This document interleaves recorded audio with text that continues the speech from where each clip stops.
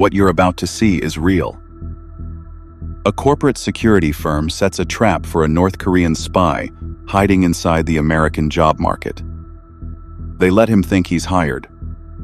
They mail him a laptop. And the moment he plugs it in, they're inside his operation. What they find is bigger than anyone expected. A resume lands in the inbox of Nisos, a corporate security firm. It's flawless. Every skill listed matches the job description almost word for word. Years of experience, impressive credentials, a Florida address.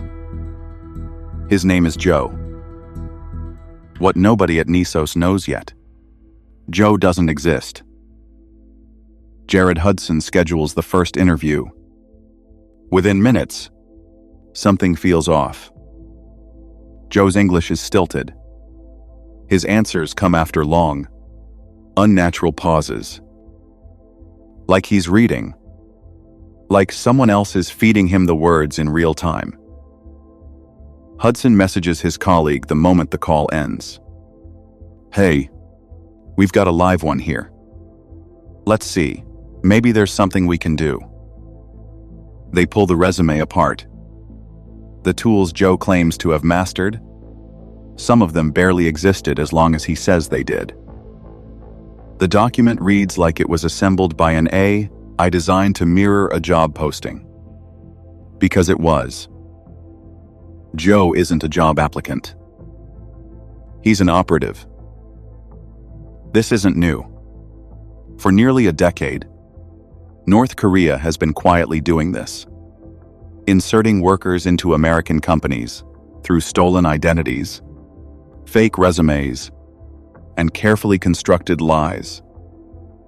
The salaries these workers earn don't go to them. They flow back to Pyongyang, used to fund a regime that the world has spent decades trying to cut off. Weapons programs, ballistic missiles, a government that runs on sanctions evasion. The FBI has been watching this grow. What started as a financial operation has become something darker. Workers embedded inside companies are now stealing source code, leaking sensitive data, and in some cases, holding their former employers hostage with ransom demands. The Department of Justice calls it a code red. But most companies have no idea it's happening to them. Remote work made it almost invisible. When the pandemic forced every office online, the barrier between a legitimate hire and an infiltrator collapsed. A face on a screen, a voice on a call. That's all it took. Joe passed through the same cracks that hundreds before him had used. Nisos decides not to reject him. They decide to let him in. The plan is simple and deliberate. Keep Joe engaged. Keep him believing the job is his. String the process along long enough to learn everything possible about how this network operates from the inside. To test his location, they ask him about a hurricane, a specific storm that supposedly hit Florida. There was no hurricane. Joe confirms the damage, says it affected him personally. He doesn't flinch. He's not in Florida. He's never been in Florida. Nisos coordinates quietly with the FBI. Then they do something bold. They mail him a laptop loaded with monitoring software. A company-issued device. Standard onboarding. Nothing suspicious. Joe accepts it.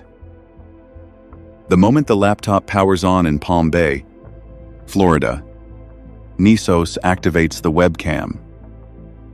What they see stops them cold. 40 devices, all connected to the same network.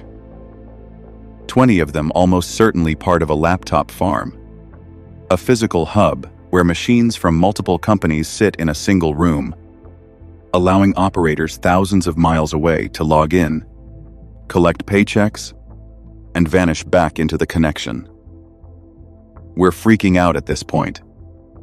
It's super exciting that we have access to an actual laptop farm. They're inside, and what they find unravels everything. Joe is not alone. Through the monitoring access, Nisos begins mapping a network. Members coordinating interview schedules, sharing references, tracking how many applications each operative has submitted. Joe alone is applying to 50 jobs a day. 50. While simultaneously holding 3 jobs at different companies. Over 3 months, Nisos identifies at least 20 operatives connected to this network. Together, they have applied to at least 160,000 positions across the United States. Evidence points to their physical location. Not Florida. Not America. China. But the operation doesn't stop at borders. North Korean IT teams are subcontracting out to developers in Pakistan, Nigeria, India, expanding the scheme far beyond tech roles into customer service, financial processing, translation, insurance. Any remote role where a screen and a false identity are enough. The money is immense. Hundreds of millions of dollars a year, estimated across the entire operation. Funding a regime that the world has sanctioned into isolation. Rebuilt, quietly, through American paychecks. None of this works without help from inside the United States. Laptop farms don't run themselves. Someone has to receive the hardware. Someone has to maintain the connection. Someone has to launder the money. An Arizona woman named Christina Chapman became the first American citizen convicted for her role in the scheme. She helped generate over $17 million in illegal revenue.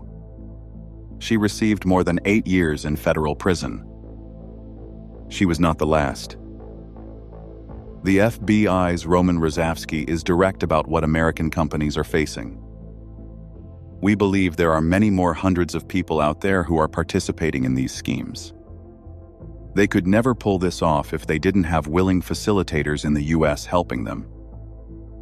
Prosecutors have linked the network to over 300 organizations infiltrated using 68 stolen American identities. Government agencies, defense contractors. At least one active-duty US military service member with a secret security clearance was charged as a facilitator. These workers aren't just earning money. In some cases, they are sitting inside systems that hold classified research, proprietary code, and national security infrastructure. Logging in every morning. Unremarkable. Invisible. Trusted. And the methods are getting harder to detect. AI-generated resumes, deepfake video and interviews, real-time AI coaching through earpieces during calls. The face on the screen may not be real. The voice may be altered. The identity is almost certainly stolen. Joe, at one point during the investigation, searches the internet for something that reveals everything about what this operation truly is. What sports do Americans usually watch? He is performing a nationality, studying a country he has never set foot in, building a character convincing enough to hold a job, collect a salary, and disappear. Nisos hands everything over to the FBI. The laptop farm, the network, the operatives, the coordination channels. What they built in 3 months is a window into a machine that has been running for a decade and is still running now in companies across the country that have no idea who is sitting on the other end of their calls. The resume was flawless. The credentials were perfect. The candidate didn't exist. And somewhere, right now, Another inbox just received another application.